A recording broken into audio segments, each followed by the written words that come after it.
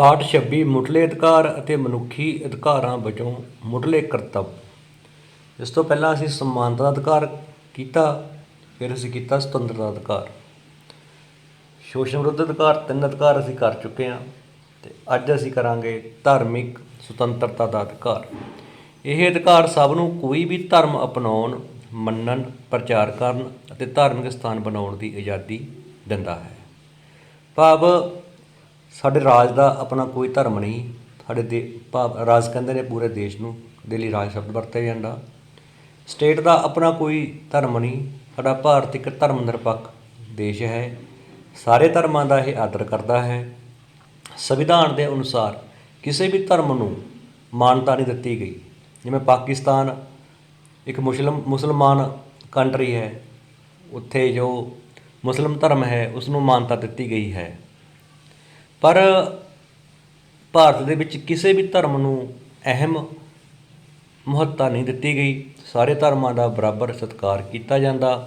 ਸਾਰਿਆਂ ਨੂੰ ਕੋਈ ਵੀ ਧਰਮ ਅਪਣਾਉਣ, ਮੰਨਣ, ਪ੍ਰਚਾਰ ਕਰਨ ਅਤੇ ਧਾਰਮਿਕ ਸਥਾਨ ਬਣਾਉਣ ਦੀ ਆਜ਼ਾਦੀ ਦਿੱਤੀ ਜਾਂਦੀ ਹੈ। ਸਾਡਾ ਕਰਤੱਵ ਹੈ ਕਿ ਸਾਰੇ ਧਰਮਾਂ ਦਾ ਸਤਿਕਾਰ ਕਰੀਏ। ਸਾਡਾ ਵੀ ਕਰਤੱਵ ਹੈ ਕਿ ਧਾਰਮਿਕ ਕੱਟੜ ਨਾ ਹੋਈਏ, ਸਾਰੇ ਧਰਮਾਂ ਦਾ ਬਰਾਬਰ ਸਤਿਕਾਰ ਕਰੀਏ। ਸੱਭਿਆਚਾਰਕ ਅਤੇ ਵਿੱਦਿਅਕ ਅਧਿਕਾਰ। ਇਸ ਅਧਿਕਾਰ ਅਧੀਨ ਹਰੇਕ ਨਾਗਰਿਕ ਜਾਂ ਸਮੁਦਾਇ ਨੂੰ ਆਪਣੀ ਭਾਸ਼ਾ, ਲਿਪੀ ਜਾਂ ਸੱਭਿਆਚਾਰ ਨੂੰ ਸੁਰੱਖਿਅਤ ਰੱਖਣ ਦਾ ਅਧਿਕਾਰ ਹੈ। ਸਾਰੀਆਂ ਵਿੱਦਿਅਕ ਸੰਸਥਾਵਾਂ ਵਿੱਚ ਨਸਲ, ਜਾਤ ਅਤੇ ਧਰਮ ਦੇ ਆਧਾਰ 'ਤੇ ਦਾਖਲਾ ਦੇਣ ਤੋਂ ਇਨਕਾਰ ਨਹੀਂ ਕੀਤਾ ਜਾ ਸਕਦਾ।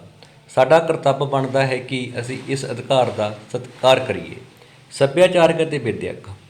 ਇਸ ਅਧਿਕਾਰ ਅਧੀਨ ਹਰੇਕ ਨਾਗਰਿਕ ਜਾਂ ਹਰੇਕ ਸਮੁਦਾਇ ਨੂੰ ਆਪਣੀ ਭਾਸ਼ਾ, ਲਿਪੀ ਜਾਂ ਸੱਭਿਆਚਾਰ ਨੂੰ ਸੁਰੱਖਿਅਤ ਰੱਖਣ ਦਾ ਅਧਿਕਾਰ ਹੈ, ਕਿਉਂਕਿ ਇਹਨਾਂ ਵਿੱਚ ਕੁਝ ਅਜਿਹੇ ਸਮੂਹ ਆ ਜਾਂਦੇ ਨੇ, ਅਜਿਹੇ ਸਮੁਦਾਇ ਆ ਜਾਂਦੇ ਨੇ ਜਿਨ੍ਹਾਂ ਦੀ ਗਿਣਤੀ ਘੱਟ ਹੈ, ਘੱਟ ਗਿਣਤੀ ਕਹਿ ਦਿੰਦੇ ਹਾਂ ਅਸੀਂ, ਜਿਵੇਂ ਸਿੱਖ ਧਰਮ ਅਤੇ ਹੋਰ ਬਹੁਤ ਸਾਰੇ ਧਰਮ ਨੇ ਜੋ ਆਪਣੇ ਆਪ ਨੂੰ ਘੱਟ ਗਿਣਤੀ ਵਿੱਚ ਮਹਿਸੂਸ ਕਰਦੇ ਨੇ। ਤਾਂ ਸਾਰੇ ਹਰੇਕ ਨਾਗਰਿਕ ਨੂੰ, ਹਰੇਕ ਸਮੁਦਾਇ ਨੂੰ ਆਪਣੀ ਭਾਸ਼ਾ, ਆਪਣੀ ਲਿਪੀ ਅਤੇ ਜੋ ਉਹਨਾਂ ਦਾ ਸੱਭਿਆਚਾਰ ਆ ਉਹਨਾਂ ਨੂੰ ਸੁਰੱਖਿਅਤ ਰੱਖਣ ਦਾ ਅਧਿਕਾਰ ਹੈ। ਉਹਨਾਂ ਦੇ ਇਸ ਅਧਿਕਾਰ ਨੂੰ ਕੋਈ ਨਹੀਂ ਖੋਹ ਸਕਦਾ। ਅਤੇ ਜਿਵੇਂ ਸਾਡੇ ਆਦੀਵਾਸੀ ਲੋਕ ਨੇ, ਅੱਜ ਕੱਲ੍ਹ ਵੀ ਜੰਗਲਾਂ 'ਚ ਰਹਿੰਦੇ ਨੇ, ਉਹਨਾਂ ਦੇ ਆਪਣੇ ਰੀਤੀ ਰਿਵਾਜ ਨੇ, ਆਪਣੇ ਢੰਗ ਨੇ, ਤਾਂ ਉਹਨਾਂ ਦੇ ਵਿੱਚ ਵੀ ਸਰਕਾਰ ਦਖਲਅੰਦਾਜ਼ੀ ਨਹੀਂ ਕਰਦੀ। ਹਾਂ, ਉਹਨਾਂ ਦੇ ਜੀਵਨ ਪੱਧਰ ਨੂੰ ਸੁਧਾਰਨ ਦੇ ਲਈ ਕੁਝ ਨਾ ਕੁਝ ਉਹਨਾਂ ਨੂੰ ਸਹੂਲਤਾਂ ਦੇ ਸਕਦੀ ਹੈ, ਪਰ ਉਹਨਾਂ ਦੇ ਰੀਤੀ ਰਿਵਾਜਾਂ ਨੂੰ ਖਤਮ ਨਹੀਂ ਕਰ ਸਕਦੀ। ਅੰਗਰੇਜ਼ਾਂ ਨੇ, ਜਦੋਂ ਭਾਰਤ ਅੰਗਰੇਜ਼ਾਂ ਦਾ ਗੁਲਾਮ ਸੀ, ਤਾਂ ਅੰਗਰੇਜ਼ਾਂ ਨੇ ਉਹਨਾਂ ਦੇ ਧਾਰਮਿਕ, ਉਹਨਾਂ ਦੇ ਰੀਤੀ ਰਿਵਾਜਾਂ ਦੇ ਵਿੱਚ ਦਖਲ ਦੇਣ ਦੀ ਕੋਸ਼ਿਸ਼ ਕੀਤੀ ਸੀ, ਜਿਸ ਕਰਕੇ ਉਹਨਾਂ ਨੇ ਅੰਗਰੇਜ਼ਾਂ ਦੇ ਵਿਰੁੱਧ ਬਹੁਤ ਵਿਦਰੋਹ ਕੀਤੇ ਸਨ। ਜਿਵੇਂ ਕਿ ਅਸੀਂ ਬਿਰਸਾ ਮੁੰਡਾ ਬਾਰੇ ਜਾਣਦੇ ਹਾਂ। ਬਿਰਸਾ ਮੁੰਡਾ ਨੇ ਵੀ ਅੰਗਰੇਜ਼ਾਂ ਦੇ ਵਿਰੁੱਧ ਵਿਦਰੋਹ ਕੀਤਾ ਸੀ। ਫਿਰ 1857 ਈਸਵੀ ਦਾ ਵਿਦਰੋਹ, 1857 ਈਸਵੀ ਦਾ ਜੋ ਵਿਦਰੋਹ ਹੋਇਆ ਸੀ, ਉਸ ਦਾ ਵੀ ਇੱਕ ਕਾਰਨ ਇਹ ਧਾਰਮਿਕ ਕਾਰਨ ਵੀ ਸੀ, ਧਾਰਮਿਕ ਕਾਰਨ ਵੀ ਸੀ, ਸੱਭਿਆਚਾਰਕ ਵੀ ਸੀ, ਕਿਉਂਕਿ ਅੰਗਰੇਜ਼ਾਂ ਨੇ ਭਾਰਤ ਦੇ ਜੋ ਧਾਰਮਿਕ, ਸਮਾਜਿਕ, ਸੱਭਿਆਚਾਰਕ ਵਿਸ਼ਵਾਸ ਸਨ ਭਾਰਤੀ ਲੋਕਾਂ ਦੇ, ਉਹਨਾਂ ਦੇ ਵਿੱਚ ਦਖਲਅੰਦਾਜ਼ੀ ਦੇਣੀ ਸ਼ੁਰੂ ਕਰ ਦਿੱਤੀ ਸੀ। ਅਤੇ 1857 ਈਸਵੀ ਦੇ ਵਿਦਰੋਹ ਦਾ ਇਹ ਵੀ ਇੱਕ ਮੁੱਖ ਕਾਰਨ ਰਿਹਾ ਸੀ। ਫਿਰ ਸੰਵਿਧਾਨਿਕ ਉਪਚਾਰਾਂ ਦਾ ਅਧਿਕਾਰ। ਇਸ ਅਧਿਕਾਰ ਰਾਹੀਂ ਸੰਵਿਧਾਨਿਕ ਤੌਰ 'ਤੇ ਕਿਸੇ ਦੇ ਅਧਿਕਾਰ ਖੋਹ ਨਹੀਂ ਸਕਦੇ। ਅਧਿਕਾਰ ਦੀ ਉਲੰਘਣਾ ਹੋਣ 'ਤੇ ਉਹ ਨਿਆਂਪਾਲਿਕਾ ਦੀ ਸ਼ਰਨ ਲੈ ਸਕਦਾ ਹੈ। ਸੰਵਿਧਾਨਿਕ ਉਪਚਾਰ ਕੀ ਹੈ? ਜੋ ਸਾਨੂੰ ਇਹ 6 ਅਧਿਕਾਰ ਦਿੱਤੇ ਗਏ ਹਨ, ਜੇਕਰ ਇਹਨਾਂ ਦੀ ਕੋਈ ਉਲੰਘਣਾ ਹੋ ਰਹੀ ਹੈ ਤਾਂ ਅਸੀਂ ਸਿੱਧਾ ਅਨੁਛੇਦ 226, ਆਰਟੀਕਲ 226 ਦੇ ਤਹਿਤ ਸਿੱਧਾ ਅਸੀਂ ਹਾਈ ਕੋਰਟ ਜਾ ਸਕਦੇ ਹਾਂ, ਅਤੇ ਆਰਟੀਕਲ 32 ਦੇ ਤਹਿਤ, 32 ਦੇ ਤਹਿਤ ਸਿੱਧਾ ਅਸੀਂ ਸੁਪਰੀਮ ਕੋਰਟ ਜਾ ਸਕਦੇ ਹਾਂ ਮੌਲਿਕ ਅਧਿਕਾਰਾਂ ਦੇ ਸੰਬੰਧੀ। ਨਹੀਂ, ਆਮ ਤੌਰ 'ਤੇ ਜੋ ਸਾਡਾ ਨਿਆਂ ਦਾ ਢੰਗ ਹੈ ਉਹ ਸਟੈਪ ਬਾਏ ਸਟੈਪ ਹੈ।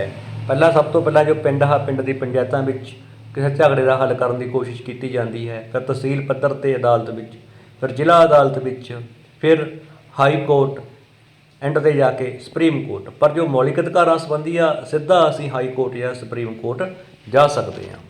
ਸਿੱਖਿਆ ਦਾ ਅਧਿਕਾਰ। ਜੋ ਸਿੱਖਿਆ ਦਾ ਅਧਿਕਾਰ ਸਾਡਾ 7ਵਾਂ ਅਧਿਕਾਰ ਨਹੀਂ ਹੈ। ਸਾਡੇ ਕੁੱਲ ਮੌਲਿਕ ਅਧਿਕਾਰ 6 ਹੀ ਹਨ। ਦਸੰਬਰ 2002 ਵਿੱਚ 86ਵੀਂ ਸੋਧ ਕੀਤੀ ਗਈ ਅਤੇ ਮੌਲਿਕ ਅਧਿਕਾਰਾਂ ਦੇ ਅਨੁਛੇਦ 21A ਰਾਈਟ ਟੂ ਲਾਈਫ ਹੈ ਸਾਡਾ ਜੋ 21ਵਾਂ ਮੌਲਿਕ ਅਧਿਕਾਰ ਹੈ ਜੀਵਨ ਅਤੇ ਸੁਰੱਖਿਆ ਦਾ ਅਧਿਕਾਰ ਹੈ, ਤਾਂ ਕਿਉਂ ਜੋ ਸਿੱਖਿਆ ਦਾ ਅਧਿਕਾਰ ਹੈ ਉਹ ਵੀ ਸਾਡੇ ਜੀਵਨ ਅਤੇ ਸੁਰੱਖਿਆ ਦੇ ਅਧਿਕਾਰ ਦੇ ਵਿੱਚ ਹੀ ਆ ਜਾਂਦਾ। ਤਾਂ ਮੌਲਿਕ ਅਧਿਕਾਰਾਂ ਦੇ ਅਨੁਛੇਦ 21A ਦਰਜ ਕਰਕੇ 6 ਤੋਂ 14 ਸਾਲ ਦੇ ਹਰੇਕ ਬੱਚੇ ਲਈ ਮੁਫਤ ਅਤੇ ਲਾਜ਼ਮੀ ਸਿੱਖਿਆ ਦਾ ਅਧਿਕਾਰ ਦਿੱਤਾ ਗਿਆ। 2009 ਵਿੱਚ ਇੱਕ ਐਕਟ ਪਾਸ ਕਰਕੇ ਅਪ੍ਰੈਲ 2010 ਨੂੰ ਲਾਗੂ ਕਰ ਦਿੱਤਾ ਗਿਆ। ਭਾਵ ਜਿਸ ਨੂੰ ਇੰਗਲਿਸ਼ ਕਹਿੰਦੇ ਫ੍ਰੀ ਐਂਡ ਕੰਪਲਸਰੀ ਐਜੂਕੇਸ਼ਨ ਦਾ ਜੋ ਰਾਈਟ ਹੈ ਉਹ 1 ਅਪ੍ਰੈਲ 2010 ਤੋਂ ਲਾਗੂ ਹੋਇਆ। ਸਾਡੇ ਸਾਰੇ ਸਕੂਲਾਂ ਵਿੱਚ 6 ਤੋਂ 14 ਸਾਲ ਦੇ ਬੱਚਿਆਂ ਨੂੰ ਮੁਫਤ ਅਤੇ ਲਾਜ਼ਮੀ ਸਿੱਖਿਆ ਜ਼ਰੂਰੀ ਕੀਤੀ ਹੋਈ ਹੈ। ਉਹਨਾਂ ਨੂੰ ਇਸ ਤੋਂ ਵੰਚਿਤ ਨਹੀਂ ਕੀਤਾ ਜਾ ਸਕਦਾ। ਜੋ ਸਿੱਖਿਆ ਦਾ ਅਧਿਕਾਰ ਹੈ ਸਭ ਤੋਂ ਪਹਿਲਾਂ 18 ਮਾਰਚ 1910 ਨੂੰ ਗੋਪਾਲ ਕ੍ਰਿਸ਼ਨ ਗੋਖਲੇ ਨੇ ਇੰਪੀਰੀਅਲ ਲੈਜਿਸਲੇਟਿਵ ਅਸੈਂਬਲੀ ਅੱਗੇ ਭਾਰਤ ਵਿੱਚ ਮੁਫਤ ਅਤੇ ਲਾਜ਼ਮੀ ਸਿੱਖਿਆ ਦੇਣ ਦਾ ਪ੍ਰਸਤਾਵ ਪੇਸ਼ ਕੀਤਾ ਸੀ। ਗੋਪਾਲ ਕ੍ਰਿਸ਼ਨ ਗੋਖਲੇ ਜੀ ਨੇ ਕੀਤਾ ਸੀ। ਗੋਪਾਲ ਕ੍ਰਿਸ਼ਨ ਗੋਖਲੇ ਜੀ ਨੇ 18 ਮਾਰਚ 1910 ਨੂੰ ਇੰਪੀਰੀਅਲ ਲੈਜਿਸਲੇਟਿਵ ਅਸੈਂਬਲੀ ਵਿੱਚ ਕਿ ਭਾਰਤ ਵਿੱਚ ਮੁਫਤ ਅਤੇ ਲਾਜ਼ਮੀ ਸਿੱਖਿਆ ਦੇਣ ਦਾ ਪ੍ਰਸਤਾਵ ਪੇਸ਼ ਕੀਤਾ ਸੀ, ਪਰ ਇਹ ਪਾਸ ਨਹੀਂ ਹੋ ਸਕਿਆ ਸੀ। ਜਦੋਂ ਭਾਰਤ ਆਜ਼ਾਦ ਹੋਇਆ ਤਾਂ ਸੰਵਿਧਾਨਕ ਅਸੈਂਬਲੀ ਵਿੱਚ ਇਸ ਮੁੱਦੇ 'ਤੇ ਬਹਿਸ ਉਪਰੰਤ ਭਾਰਤ ਦੇ ਸੰਵਿਧਾਨ ਦੇ ਅਨੁਛੇਦ 45 ਜੋ 36 ਤੋਂ 51 ਜੋ ਆਰਟੀਕਲ 36 ਤੋਂ 51 ਨੇ ਉਹ ਰਾਜ ਦੀ ਨੀਤੀ ਦੇ ਨਿਰਦੇਸ਼ਕ ਸਿਧਾਂਤ ਨੇ, directive principal of state policy ਦੇ ਤਹਿਤ, ਅਤੇ ਉਸ ਦੇ ਤਹਿਤ ਇਹ ਰਾਜਾਂ ਨੂੰ ਕੁਝ ਨਿਰਦੇਸ਼ ਦਿੱਤੇ ਗਏ ਹਨ, ਪਰ ਉਹਨਾਂ ਨੂੰ ਲਾਗੂ ਕਰਨਾ ਨਾ ਕਰਨ ਵਾਸਤੇ ਅਸੀਂ ਨਿਆਂਪਾਲਿਕਾ ਦੀ ਸ਼ਰਨ ਨਹੀਂ ਲੈ ਸਕਦੇ। ਤਾਂ ਅਨੁਛੇਦ 45 ਜੋ ਕਿ ਰਾਜ ਦੀ ਨੀਤੀ ਦੇ ਨਿਰਦੇਸ਼ਕ ਸਿਧਾਂਤਾਂ ਦੇ ਅਧੀਨ ਹੈ ਵਿੱਚ ਰਾਜਾਂ ਨੂੰ ਨਿਰਦੇਸ਼ ਦਿੱਤੇ ਗਏ ਹਨ ਕਿ 14 ਸਾਲ ਤੱਕ ਦੇ ਬੱਚਿਆਂ ਲਈ ਰਾਜ 10 ਸਾਲ ਦੇ ਅੰਦਰ ਅੰਦਰ ਮੁਫਤ ਅਤੇ ਲਾਜ਼ਮੀ ਸਿੱਖਿਆ ਦੇਣ ਦਾ ਪ੍ਰਬੰਧ ਕਰਨਗੇ। ਜੋ ਅਨੁਛੇਦ 45 ਹੈ ਇਸ ਨੂੰ ਲਾਗੂ ਕਰਨਾ ਨਾ ਕਰਨਾ ਸਰਕਾਰ ਦੀ ਮਰਜ਼ੀ, ਭਾਵ ਇਸ ਨੂੰ ਅਸੀਂ ਲਾਗੂ ਕਰਾਉਣ ਲਈ ਨਿਆਂਪਾਲਿਕਾ ਵਿੱਚ ਨਹੀਂ ਜਾ ਸਕਦੇ ਸੀ। ਪਰ ਇਸ ਗੱਲ ਨੂੰ ਮੁੱਖ ਰੱਖਦੇ ਹੋਏ 86ਵੀਂ 86 ਅਮੈਂਡਮੈਂਟ 2002 ਵਿੱਚ ਕਰਕੇ ਦਸੰਬਰ 2002 ਵਿੱਚ ਹੋਈ ਸੀ, ਅਤੇ ਸਾਡੇ ਅਨੁਛੇਦ 21A ਵਿੱਚ 6 ਤੋਂ 14 ਸਾਲ ਦੇ ਹਰੇਕ ਬੱਚੇ ਲਈ ਮੁਫਤ ਅਤੇ ਲਾਜ਼ਮੀ ਸਿੱਖਿਆ ਦਾ ਅਧਿਕਾਰ ਦੇ ਦਿੱਤਾ ਗਿਆ। ਜਦੋਂ ਇਹ ਸਾਡੇ ਮੌਲਿਕ ਅਧਿਕਾਰਾਂ ਦੇ ਵਿੱਚ ਆ ਗਿਆ ਤਾਂ ਫਿਰ ਇਸ ਨੂੰ ਲਾਗੂ ਕਰਨਾ ਲਾਜ਼ਮੀ ਹੋ ਗਿਆ। ਜੇਕਰ ਸਰਕਾਰ ਲਾਗੂ ਨਹੀਂ ਕਰਦੀ ਤਾਂ ਅਸੀਂ ਨਿਆਂਪਾਲਿਕਾ ਦੀ ਸ਼ਰਨ ਵੀ ਲੈ ਸਕਦੇ ਹਾਂ। ਤਾਂ ਇਸ ਚੀਜ਼ ਨੂੰ ਮੁੱਖ ਰੱਖਦੇ ਹੋਏ ਮੁਫਤ ਸਿੱਖਿਆ ਦਾ ਅਧਿਕਾਰ ਐਕਟ ਤਾਂ ਇਸ ਨੂੰ ਅਮਲੀ ਰੂਪ ਦੇਣ ਲਈ ਲਾਜ਼ਮੀ ਅਤੇ ਮੁਫਤ ਸਿੱਖਿਆ ਦਾ ਐਕਟ 2009 ਪਾਸ ਕੀਤਾ ਗਿਆ, ਅਤੇ 1 ਅਪ੍ਰੈਲ 2010 ਤੋਂ ਸਾਰੇ ਭਾਰਤ ਵਿੱਚ, ਇਕੱਲਾ ਜੰਮੂ ਕਸ਼ਮੀਰ ਨੂੰ ਛੱਡ ਕੇ ਸਾਰੇ ਭਾਰਤ ਵਿੱਚ ਇਹ ਲਾਗੂ ਹੋ ਗਿਆ, ਅਤੇ 6 ਤੋਂ 14 ਸਾਲ ਤੱਕ ਦੇ ਸਾਰੇ ਵਿਦਿਆਰਥੀਆਂ ਦੇ ਲਈ ਹੁਣ ਸਿੱਖਿਆ ਮੁਫਤ ਅਤੇ ਲਾਜ਼ਮੀ ਕਰ ਦਿੱਤੀ ਗਈ। ਸਾਡਾ ਪਹਿਲਾ ਕੁਐਸਚਨ ਹੈ ਧਾਰਮਿਕ ਸੁਤੰਤਰਤਾ ਦੇ ਅਧਿਕਾਰ ਤੋਂ ਕੀ ਭਾਵ ਹੈ? ਧਾਰਮਿਕ ਸੁਤੰਤਰਤਾ ਦੇ ਅਧਿਕਾਰ ਤੋਂ ਸਾਡਾ ਪੁਆਇੰਟ 4 ਹੈ ਸਾਡੇ ਪਹਿਲੇ ਕੁਐਸਚਨ ਦਾ ਆਨਸਰ ਹੈ। ਜੋ ਸਾਡਾ ਪੁਆਇੰਟ 4 ਹੈ ਇਹ ਪੂਰਾ ਸਾਡੇ ਪਹਿਲੇ ਕੁਐਸਚਨ ਦਾ ਆਨਸਰ ਹੈ।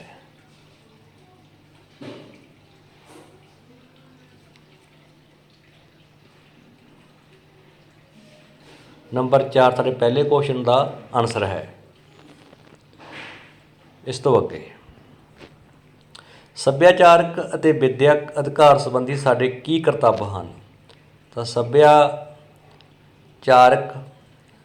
ਅਤੇ ਵਿੱਦਿਅਕ ਅਧਿਕਾਰ ਸੰਬੰਧੀ ਸਾਡੇ ਕੀ ਕਰਤੱਵ ਹੈ? ਸਾਡਾ ਕਰਤੱਵ ਬਣਦਾ ਹੈ ਅਸੀਂ ਇਸ ਅਧਿਕਾਰ ਦਾ ਸਤਿਕਾਰ ਕਰੀਏ। ਸਾਡਾ ਕਰਤੱਵ ਕੀ ਬਣਦਾ? ਅਸੀਂ ਇਸ ਅਧਿਕਾਰ ਦਾ ਸਤਿਕਾਰ ਕਰੀਏ।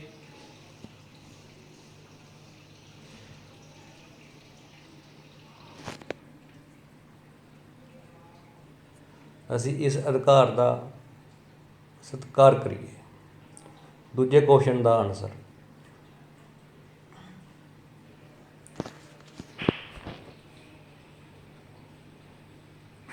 ਤੀਜਾ ਕੁਐਸਚਨ ਸਿੱਖਿਆ ਦਾ ਅਧਿਕਾਰ 'ਤੇ ਸੰਖੇਪ ਨੋਟ ਲਿਖੋ। 7ਵਾਂ ਪੁਆਇੰਟ ਸਾਡਾ ਪੂਰਾ ਕੁਐਸਚਨ ਦਾ ਇਹ ਆਨਸਰ ਹੈ।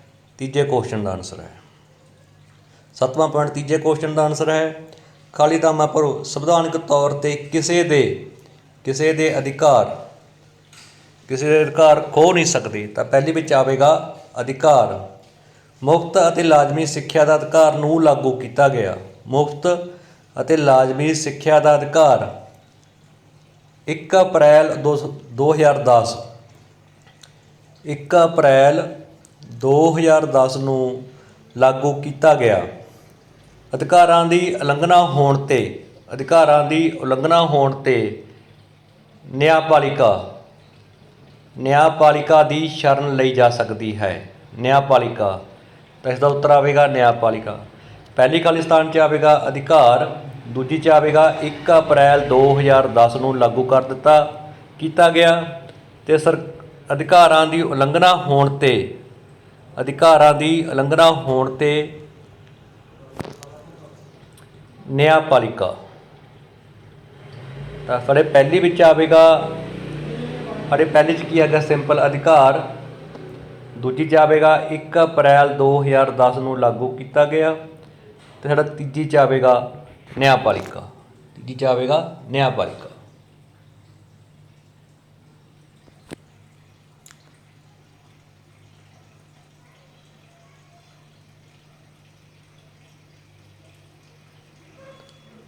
ਇਸ ਤੋਂ ਅੱਗੇ 2009 ਵਿੱਚ ਮੁਫਤ ਅਤੇ ਲਾਜ਼ਮੀ ਸਿੱਖਿਆ ਅਧਿਕਾਰ ਐਕਟ ਪਾਸ ਕਰ ਦਿੱਤਾ। ਬਿਲਕੁਲ ਠੀਕ ਹੈ। ਸਰਕਾਰੀ ਵਿੱਦਿਅਕ ਸੰਸਥਾਵਾਂ ਵਿੱਚ ਨਸਲ, ਜਾਤ, ਧਰਮ ਦੇ ਆਧਾਰ 'ਤੇ ਦਾਖਲਾ ਮਿਲਦਾ ਹੈ। ਗਲਤ ਹੈ। ਜਾਤ, ਨਸਲ, ਧਰਮ ਦੇ ਆਧਾਰ 'ਤੇ ਕੋਈ ਭੇਦਭਾਵ ਨਹੀਂ ਹੁੰਦਾ। ਸਾਰਿਆਂ ਵਾਸਤੇ ਜੋ ਦਾਖਲੇ ਦੀਆਂ ਸ਼ਰਤਾਂ ਹੁੰਦੀਆਂ ਨੇ ਉਹਨਾਂ ਆਧਾਰ 'ਤੇ ਦਾਖਲਾ ਮਿਲਦਾ ਹੈ, ਨਾ ਕਿ ਨਸਲ, ਜਾਤ, ਧਰਮ ਆਧਾਰ 'ਤੇ। ਇਸ ਤੋਂ ਅੱਗੇ ਸਾਡੀ ਇਹੀ ਸਲਾਈਡ ਆ ਗਈ ਇੰਗਲਿਸ਼ ਮੀਡੀਅਮ 'ਚ। ਤਾਂ ਪਹਿਲਾ ਕੁਐਸਚਨ ਹੈ ਰਾਈਟ ਟੂ ਰਿਲੀਜਨ। ਤਾਂ ਰਾਈਟ ਟੂ ਰਿਲੀਜਨ ਸਾਡੇ ਇਹ ਪਹਿਲੇ ਕੁਐਸਚਨ ਦਾ ਆਨਸਰ ਹੈ, ਰਾਈਟ ਟੂ ਰਿਲੀਜਨ। ਸੈਕਿੰਡ ਦਾ ਆਊਗਾ it is our duty to respect this law. ਸਾਡਾ ਫਰਜ਼ ਬਣਦਾ ਹੈ ਅਸੀਂ ਇਸ ਅਧਿਕਾਰ ਦਾ ਸਤਿਕਾਰ ਕਰੀਏ। ਦੂਜੇ ਕੁਐਸਚਨ ਦਾ ਆਨਸਰ।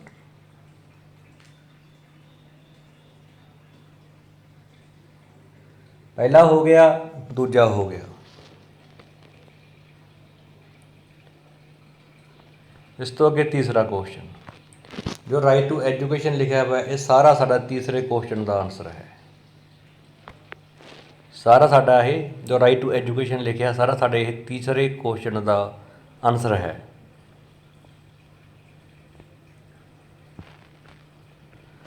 ਜੇਕਰ ਇਹ ਦੁਬਾਰਾ ਦੇਖੀਏ ਤਾਂ ਜੋ ਰਾਈਟ ਟੂ ਐਜੂਕੇਸ਼ਨ ਲਿਖਿਆ ਸਾਰਾ ਤੀਸਰੇ ਕੁਐਸਚਨ ਦਾ ਆਨਸਰ ਹੈ। ਤਾਂ ਪਹਿਲੀ fill in the blank, we can not deprive any citizen of his rights. ਇਹਦੇ ਵਿੱਚ ਆ ਜਾਏਗਾ rights. Right to education was implemented in, ਕਦੋਂ ਇੰਪਲੀਮੈਂਟ ਹੋਇਆ? 2010 ਦੇ ਵਿੱਚ। ਇਹ ਆ ਜਾਏਗਾ ਦੂਜੀ ਫਿਲ ਇਨ ਦੀ ਬਲੈਂਕ ਦੇ ਵਿੱਚ। If in case rights are deprived we approach to, ਅਸੀਂ ਕਿੱਥੇ ਜਾ ਸਕਦੇ ਹਾਂ? ਕਿੱਥੇ ਜਾ ਸਕਦੇ ਹਾਂ ਅਸੀਂ? ਤਾਂ ਅਸੀਂ ਜਾ ਸਕਦੇ ਹਾਂ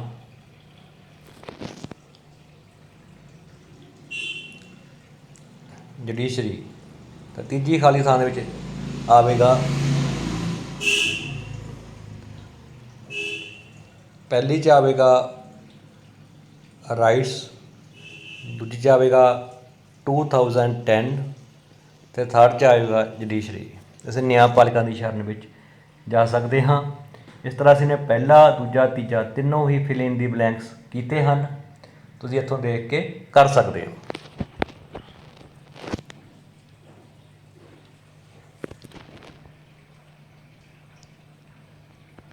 ਇਸ ਤੋਂ ਅੱਗੇ ਟਰੂ ਫਾਲਸ।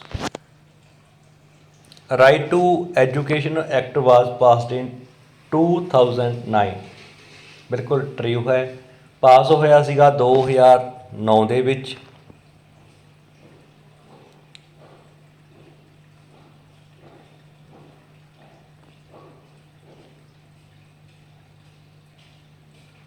ਤੇ ਪਾਸ ਹੋਏ 2009 ਦੇ ਵਿੱਚ ਤੇ ਇੰਪਲੀਮੈਂਟ ਹੋਇਆ ਸੀਗਾ 2010 ਪਾਸ। ਇਸ ਤਰ੍ਹਾਂ ਅਸੀਂ ਅੱਜ ਵਾਲੀ ਸਲਾਈਡ ਦਾ ਕੰਮ ਅੰਗਰੇਜ਼ੀ ਅਤੇ ਪੰਜਾਬੀ ਮੀਡੀਅਮ 'ਚ ਕੀਤਾ। ਜੇਕਰ ਕਿਸੇ ਵਿਦਿਆਰਥੀ ਦਾ ਅਪ੍ਰੈਲ ਮਈ ਤੋਂ ਲੈ ਕੇ ਅਗਸਤ ਤੱਕ ਦੇ ਮਹੀਨੇ ਦਾ ਕੋਈ ਵੀ ਲੈਸਨ ਰਹਿੰਦਾ ਕਰਨ ਵਾਲਾ, ਤਾਂ ਉਹ ਇਸ ਚੈਨਲ ਦੀ ਜੋ ਪਲੇਲਿਸਟ ਆ ਉਹਦੇ ਵਿੱਚ 8ਵੀਂ ਕਲਾਸ ਦੇ ਪੂਰੇ ਚੈਪਟਰ ਇੰਗਲਿਸ਼ ਅਤੇ ਪੰਜਾਬੀ ਮੀਡੀਅਮ 'ਚ ਕੀਤੇ ਹੋਏ ਨੇ, ਅਤੇ ਉੱਥੋਂ ਦੇਖ ਕੇ ਕਰ ਸਕਦੇ ਨੇ।